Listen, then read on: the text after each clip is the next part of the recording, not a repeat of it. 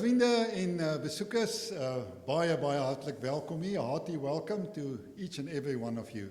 Ons is so bly dat julle by ons Eko-bediening is, our Eco ministry, that we are running with a lot of churches in town and in the area. En ons is bly as ons altyd nuwe gesigte sien en ons is bevoorreg om vanaand dan ook 'n gasspreker te hê wat aan die woord gestel sal word. Ek wil graag begin deur 'n gebed te doen. En die gebed sien julle op die skerm. Dis 'n gebed vir die aarde, want ons erken dat God die aarde gemaak het en ons wil graag ook die aarde oppas en respek teenoor die aarde betoon. So julle kan saam met my dit volg. So vanaand bid ons oop oor. Almagtige God, U teenwoordigheid vul die ganse skepping, ja, tot selfs in die kleinste van U skepsels. U omvou alles wat bestaan met U teerheid. Oorspoel ons met die krag van die liefde, sodat ons lewe en skoonheid mag beskerm. Bring herstel in ons lewens, sodat ons die aarde mag beskerm en nie beroof nie. Dat ons skoonheid mag saai, nie besoedeling en vernietiging nie. Raak aan die harte van hulle wat slegs op eie gewin ingestel is, ten koste van die armes en die aarde. Leer ons om die waarde van elke skepsel te ag, om met verwondering en nadenke gevul te word, om te besef dat ons onderweg na U oneindige lig in U unieke verbondenheid met elke skepsel leef. Ons dank U vir U teenwoordigheid in elke dag. Ons gebed is, bemoedig en versterk ons in ons strewe na geregtigheid, liefde en vrede. Amen. Ek gaan vir Karl Swart, ons ondervoorsitter, vra om na vore te kom, om Jenny in die woord te stel. Ek dink Jenny, jy kan ook maar kom en dan gaan ek net hier omruil dat haar PowerPoint verskyn. Wil jy dit maar eers omruil? Maar julle kan, maar ja, miskien trek ek iemand se aandag af.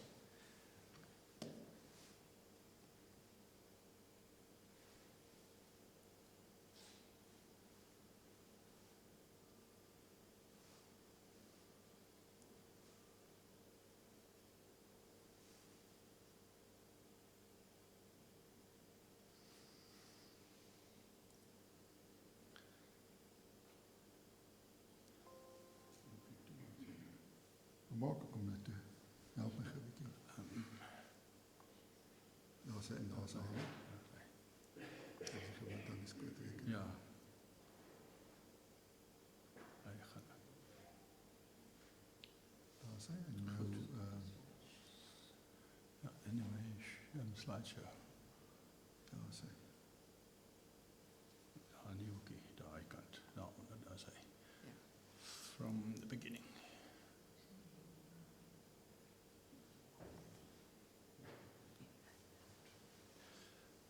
Goed. Dit is my verskriklike voorreg om vir Jenny Parsons bekend te stel. Ek het Jenny so 'n klompie jare gelede ontmoet, want ons het 'n gemeenskaplike belangstelling om voëls te kyk. Nou, voëls kyk is 'n interessante stokperdjie, omdat jy, party mense ry verskriklik ver agter sulke klein goedjies aan wat vlieg. Maar die een ding wat ek van Jenny geleer het, is dat sy 'n mens is wat verskriklik fyn oplet. Want dit was nie lank nadat ek en Jenny mekaar ontmoet het nie, het ek begin agterkom dat sy en haar honde omtrent daagliks in Pringlebaai se koppe rondloop en in die vleie rondloop en die eienaardigste blommetjies ontdek en raak sien. En dan plaas sy dit op Instagram en Facebook waarvan ek verskriklik min weet, maar elke keer wanneer ek die goed sien, dan is ek verbaas oor haar kennis van die goed. Nou, miskien leen sy dit op ander plekke, maar Jenny is 'n mens wat fyn kyk in die natuur. En in Pringlebaai waar sy woon, het sy ook die Bobbejaane begin raak sien. En voordat al die drama rondom die Bobbejaane in ons omgewing met ontstaan het, het Jenny toe begin sê, maar ek wonder wat maak die Bobbejaane. En sy het ingeskryf vir 'n meestersgraad om die Bobbejaane te bestudeer en sy gaan vanmiddag met ons daaroor gesels. En ek het die lesing al vorige keer ook gehoor en dit is fascinerend. Ons hoor partykeer al die slegte nuus oor die Bobbejaane, maar haar waarneming, hierdie oplet, het my beïndruk. So, Jenny, welcome. I know you didn't understand half of what I said, but thank you very much for being with us. We really appreciate you spending your time with us. Thank you.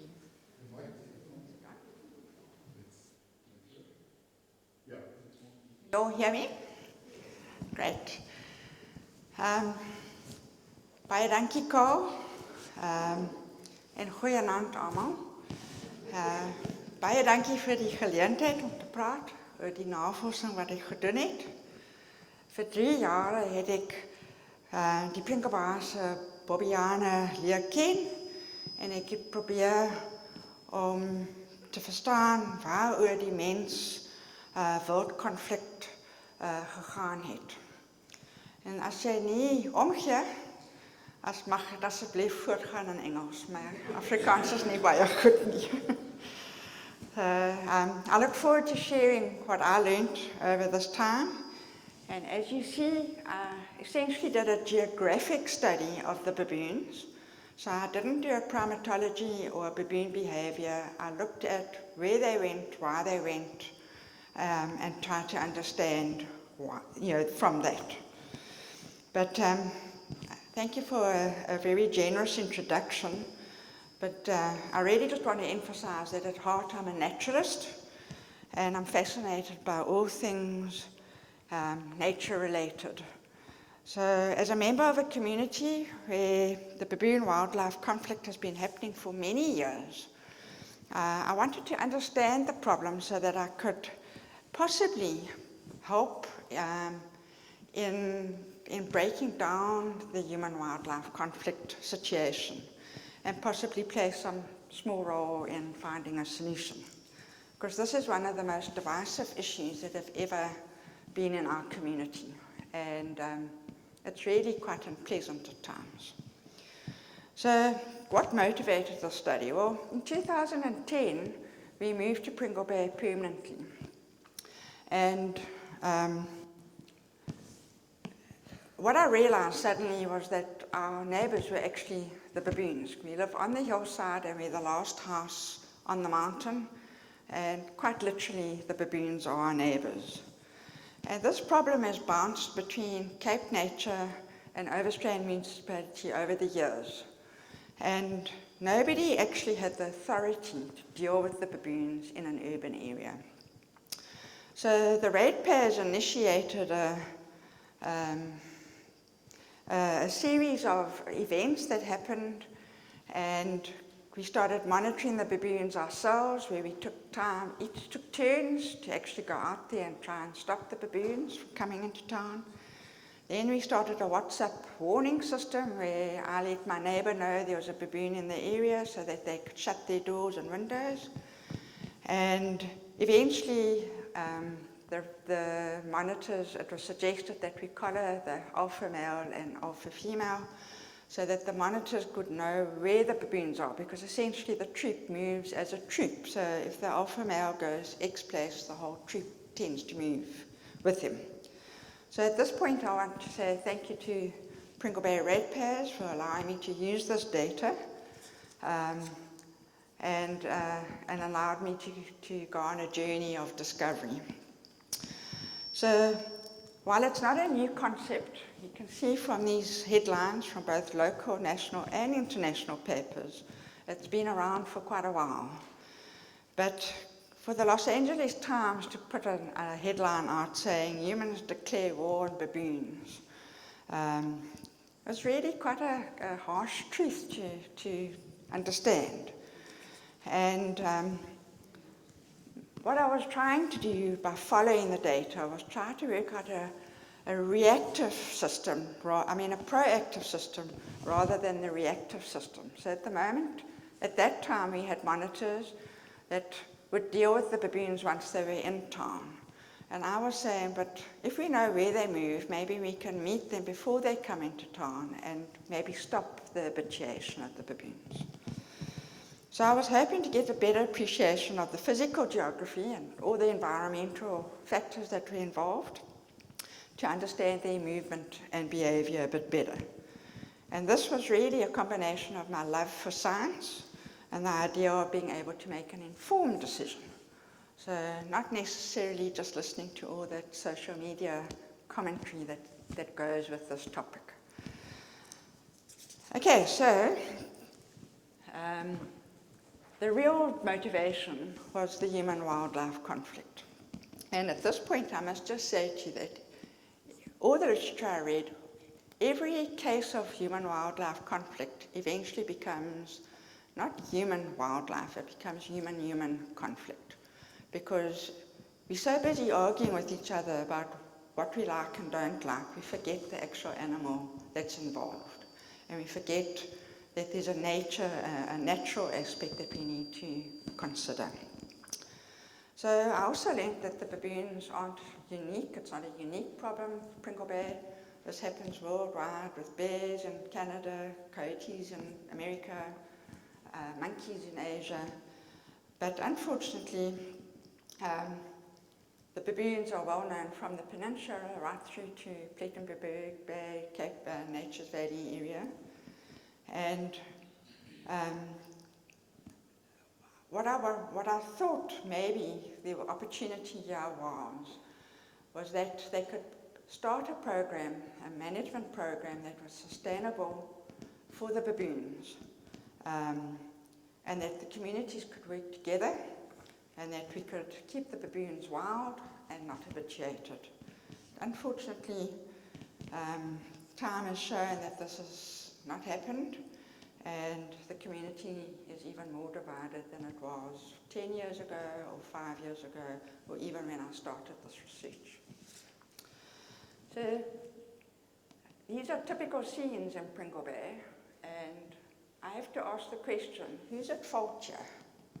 Is it us or is it the baboons? You don't have to answer that question now, I'll ask you at the end again. So human-wildlife conflict, it's all about cause and effect, and simply put, it's a problem that arises when people and wildlife, when the wild animals' natural behavior of looking for food and fresh water is in conflict with the human's way of living. And at the same time, I need to just highlight that EPIS in 2019 put out, this is United Nations Biodiversity Platform, put out a key message that biodiversity within species and between species and the ecosystem is declining faster than at any time in human history. So in that context, it's important to note that the loss of habitat from human activities, whether it's urbanization, farming, building roads, it's considered the key driver of biodiversity loss in the terrestrial ecosystem. So where was my study area? And as you all know, I'm sure, Pringlebaai is a little coastal village, mostly for retired folk or in a holiday destination. It's on a wave-cut platform, and it's surrounded by Handklip Mountains to the south, the Kogelberg Mountains to the northwest, and the Klein Handklip Mountains. And it actually was a huge big wetland. And I suppose in today's terms, it would never have been allowed to be developed. But be that as it may, it has been developed. The streams and rivers have been, there's been a destruction of that natural ecological corridor, and we just have to accept there's no sort of coming back from that footprint. So to give you some historical context, Pringlebaai only became popular, Royals, Pringlebaai, Bobbejaankwessie, and I suppose Claremont, once the prisoners of war built that road, because suddenly it was accessible. But it was only in 1993, when electricity arrived, that Pringlebaai actually took off. And this photograph shows, this photograph shows you, it's a view from our house, that from the time we were in Pringlebaai, that's what we used to know, and that's what it looks like now. And in that time, a house has been built on that plot, well, there have been 30 houses built in the last 2 years. So the densification of Pringlebaai has been phenomenal, but the actual footprint of the urbanization hasn't grown, thankfully. So, what did this mean for the Chakma baboon? So in 2019, when I started this research, 75% of the urban had been developed. And this is in comparison to 1970, which is 50 years before, when only 15 had been built on. So the escalation is huge. And simply put, we now just have more people, and with the more people we have more waste and more available opportunities for the baboons to get hold of human food. Remember, I mentioned that the human-wildlife conflict happens when the space between the animal looking for food and water is conflict with people's lifestyle. So, the Chakma baboon, as I'm sure you all know, is an intelligent and opportunistic and gregarious animal. They're wonderful to watch, and their antics are very human-like. So I think there's an empathy with a lot of people just because you can see your child in their children.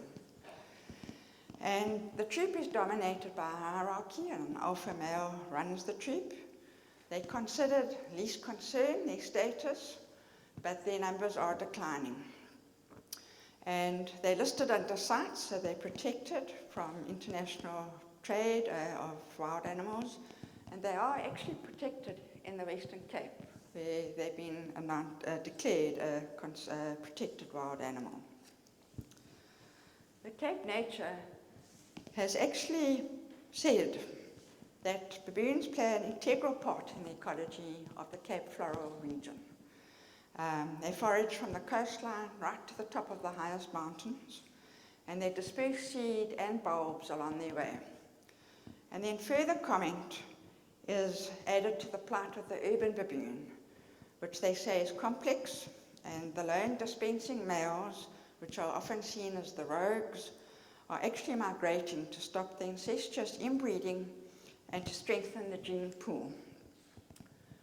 So you're probably wondering what were my objectives of my research, and I wanted to understand the history of the human-baboon conflict, and then I needed to source and compile a geodatabase, and I wanted to map that locality that I was going to get from the collars, and I wanted to develop a conceptual model where I could say when the southeaster blows in summer and it's a hot sunny day, you'll find the baboons at X.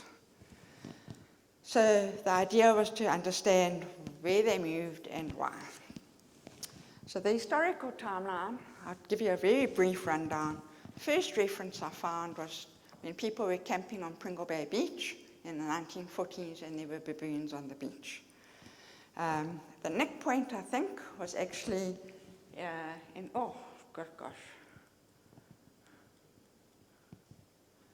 The Nick Point was actually in 1995, where there was a race site developed between Pringlebaai and Becky's Bay, and that was where the first open house restaurant for the baboons was provided by the residents, because that's where you dropped your rubbish and that's where the baboons learned to go and feed.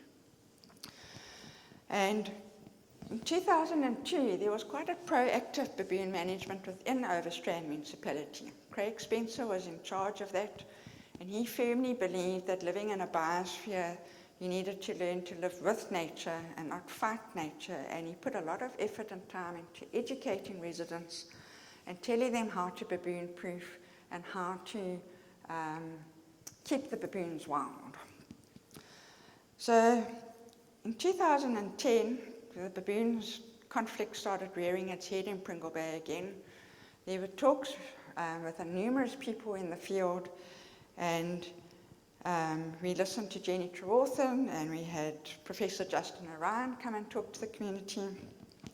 But what really triggered this whole thing was in 2012, the National Geographic filmed, and you can go onto YouTube and type in the baboon house, the big baboon house. And in these documentaries, they actually taught the baboons how to burgle. So they started off with the clothes that was done at the Hunt Club Hotel in one of the cottages, and they physically taught them stage by stage. They made it harder and harder, but they taught them how to burgle and how to open a fridge and how to unlock a window. And essentially those baboons became overnight thieves. And they hit Pringlebaai, and we didn't know what had happened. And those documentaries weren't used in any way educational. What they were used is snippets, two-minute snippets to advertise their wildlife programs on National Geographic.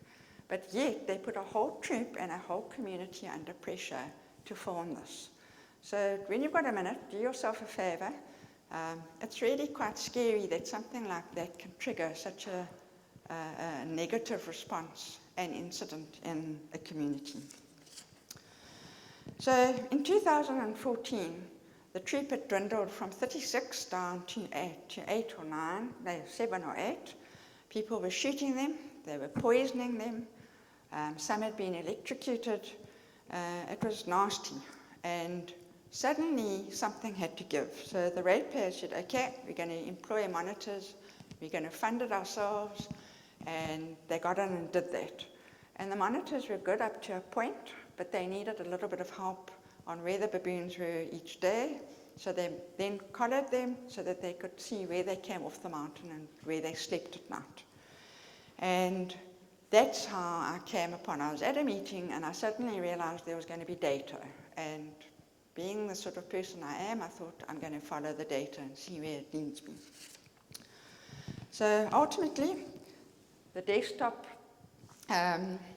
study gave me a historical context to the human-wildlife conflict. And there were 4 outcomes, actually.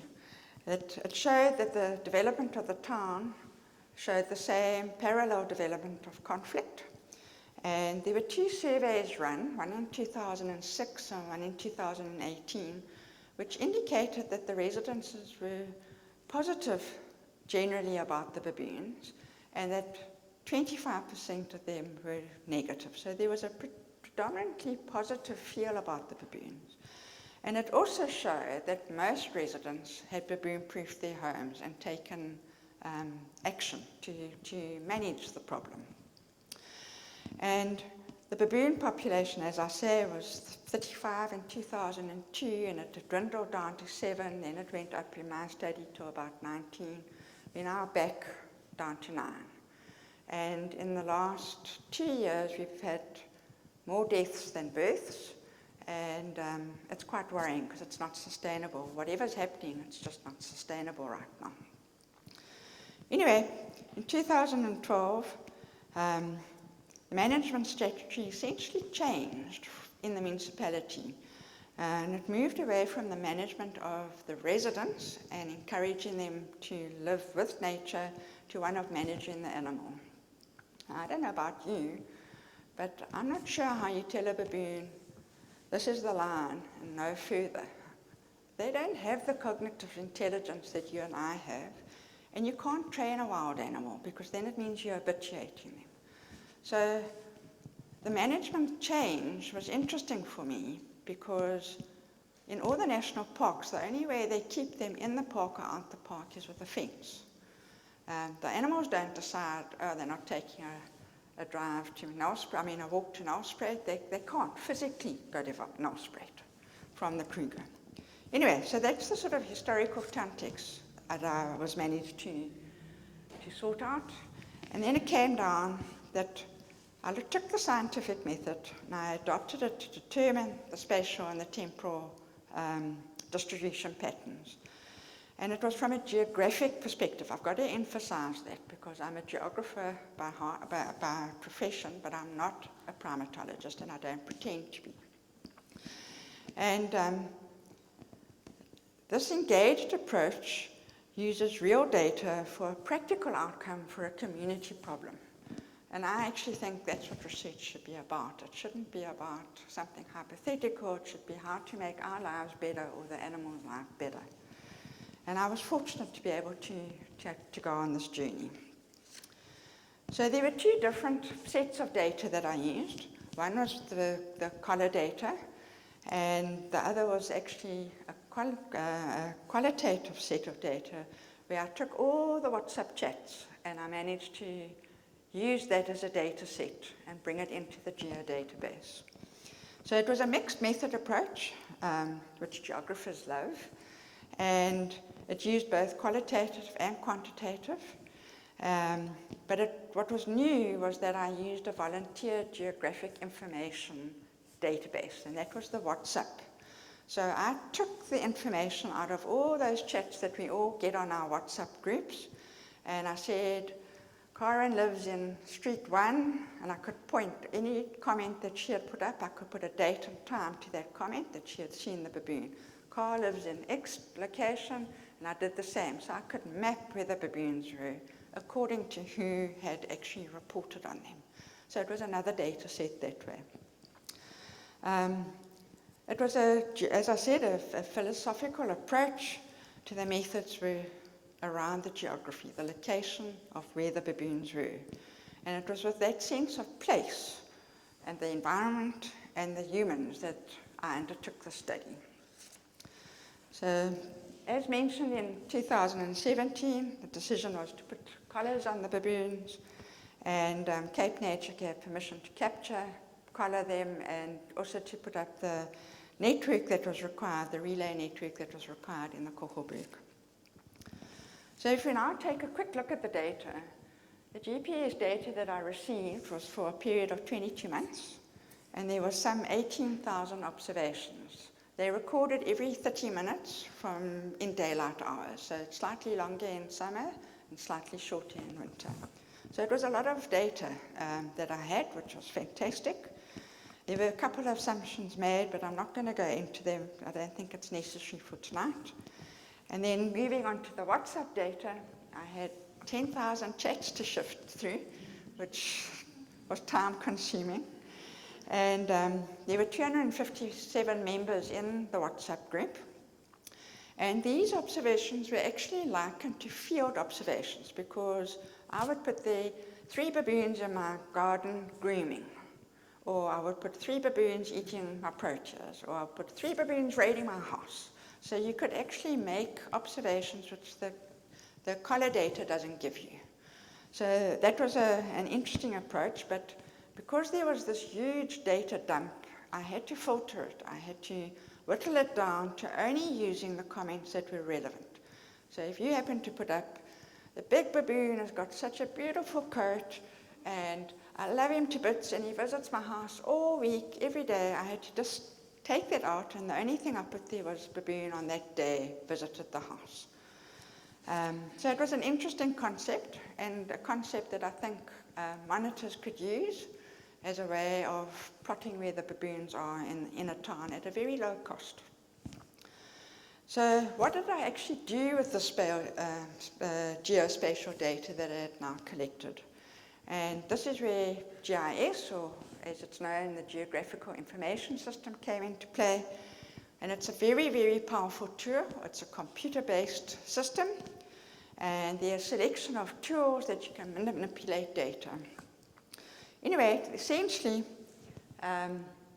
you have a whole set of layers, and I'm sure you all remember back at school where you had the overhead projector and you put one layer on top of the other. Essentially, this is now a very fancy computerized base.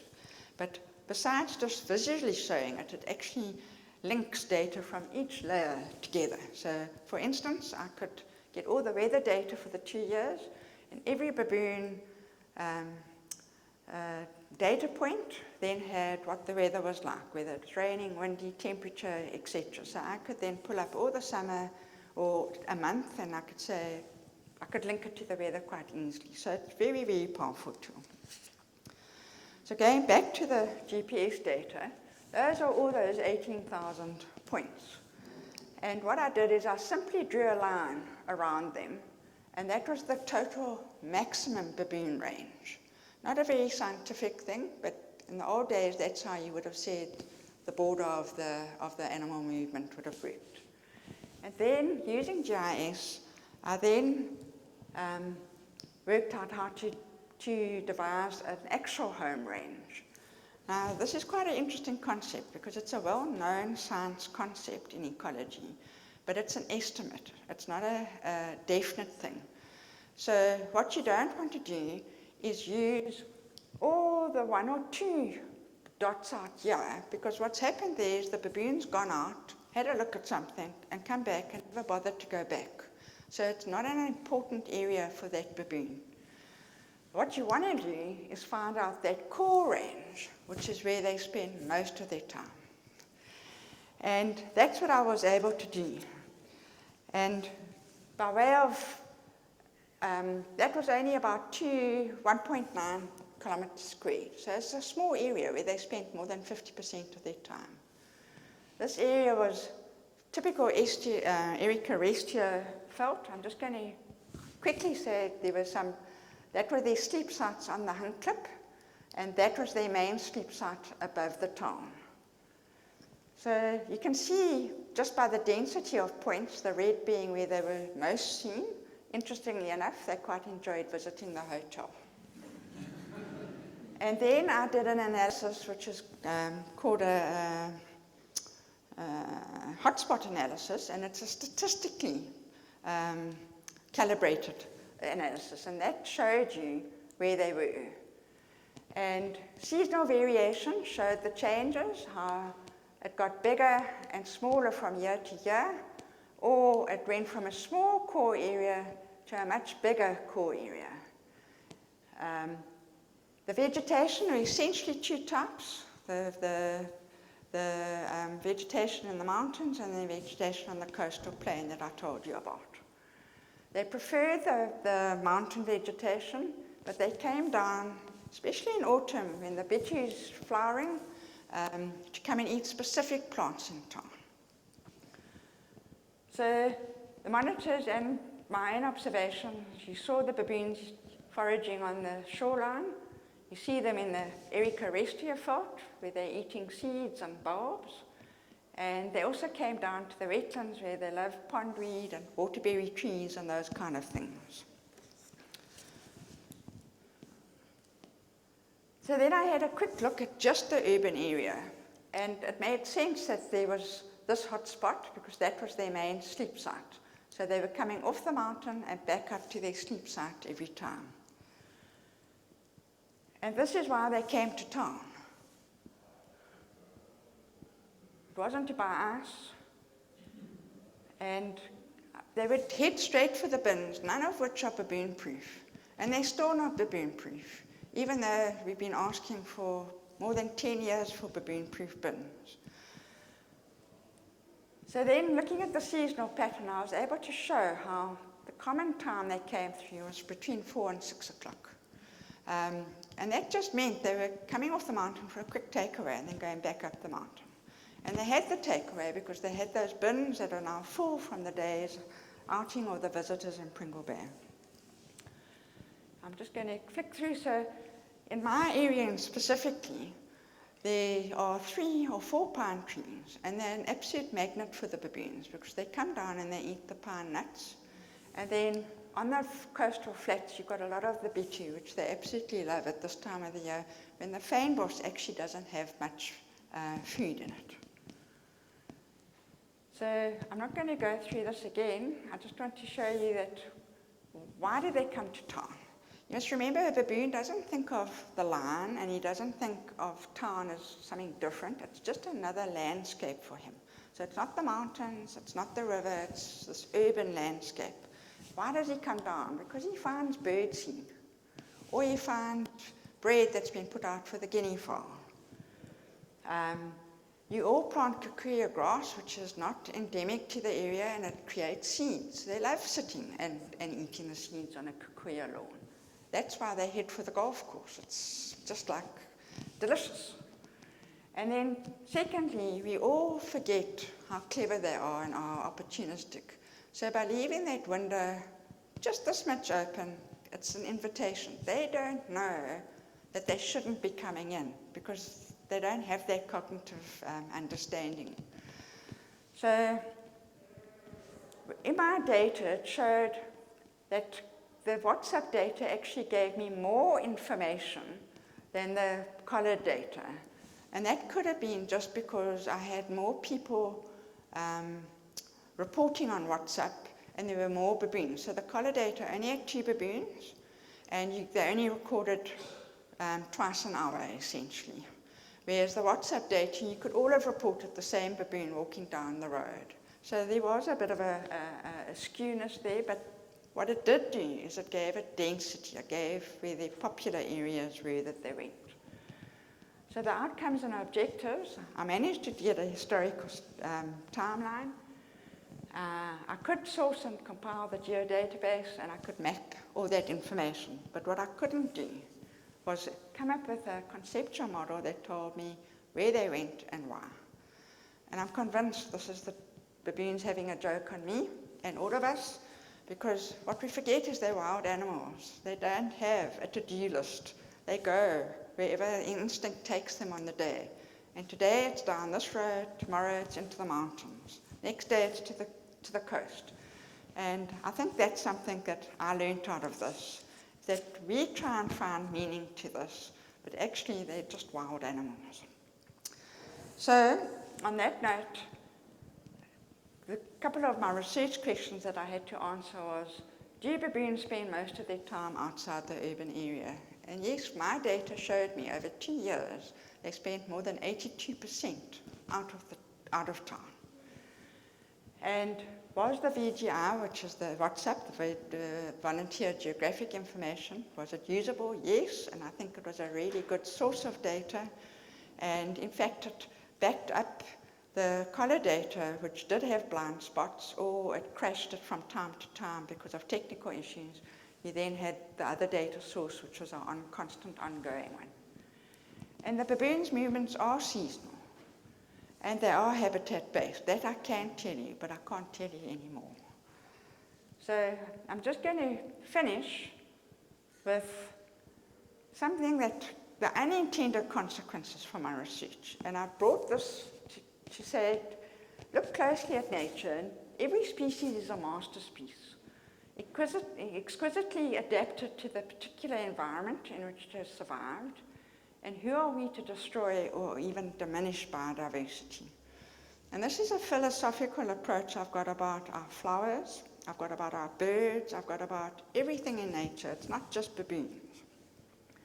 And why I brought that up was when I spoke to all the boffins, Professor Ryan, Tony Rabella at Sandby, the baboon, the monkey specialists at KZN University, Stellenbosch University Sustainability Institute. They all said, I asked them, is it sustainable to relocate a troop, and what is the impact on the biodiversity? And nobody could answer my question. They all said, yes, it must have an impact on the biodiversity, because we all know the baboons are the biggest mammal seed dispersers, and if you take one thing out of an environment, an ecological chain, it does impact the whole system. But there's been no research, so there is this huge black hole that we don't know what the baboon management program's impact is going to be on an area that's actually declared a biodiverse area, and is worldwide. It's part of a biosphere for a reason, because it's a global hotspot of biodiversity. So my question then to the authorities is, shouldn't we be doing more research? Shouldn't we be trying to answer those questions before we mess with the system? I know it's a long-term approach, but I think if you can't measure something, how do you manage it? And I think that's what I enjoyed about the data. I had something that I could measure and something I could try and understand.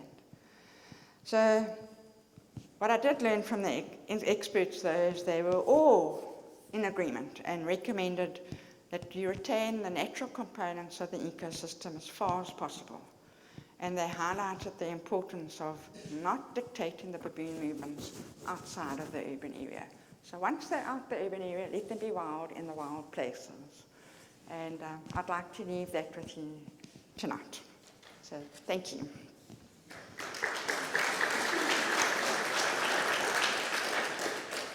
I'm not going to thank you now. I think we're slightly over time, but we will take a few questions. So you can ask in, you kan maar Afrikaans vra, ek sal probeer vertaal vra as jy nie verstaan nie. Is daar enige vraag? Is het zwaar? Is het vrij ongemakkelijk? Is het nodig dat het zo vreselijke contradictie is? It's a very controversial question. I've asked it. The service provider said it's light. There's certain standards they have to stick with. I can't remember the dimensions exactly, but it is light. But it is big and it is clumsy. And when I think of the trackers they put on birds, I think they could do better. I'm not saying it's right or wrong. I just think there's better technology out there. Is there bins that's bulletproof and why don't they want to do so? Are there baboon-proof bins? Why are they not in Pringlebaai? Well, the municipality doesn't have the money. That's what we keep being told. But they found 32 million to monitor the baboons. Cape Town gives all the baboon-declared areas a free baboon-proof bin. Overstrand doesn't. So my way would be to say, so the community now has decided to actually baboon-proof, and at the cost of about 30,000 rand, we've actually in the process of now baboon-proofing it ourselves, because it's just ridiculous. I mean, they were in town today, and that's all they were going for was the bins.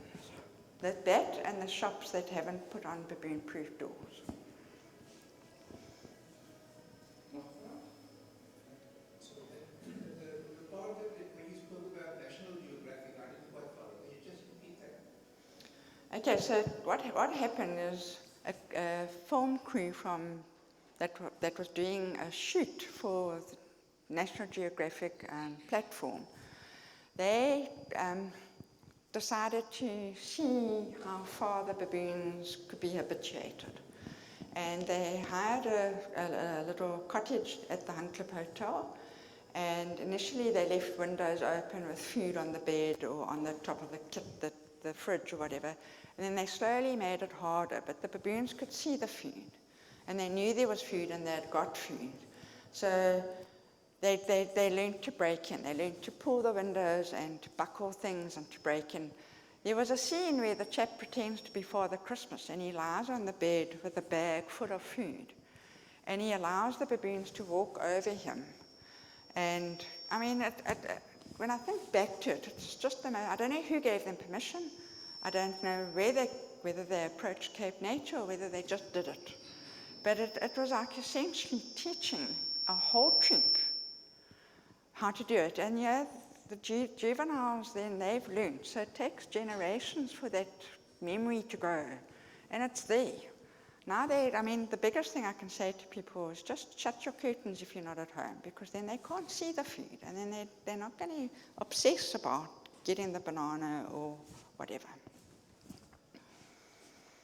Last vraag? Wouter? If you were to get all the baboon-proof bins, where will the baboons then go? Where do you expect them to go? I think I would be a very rich person if I knew that quick answer.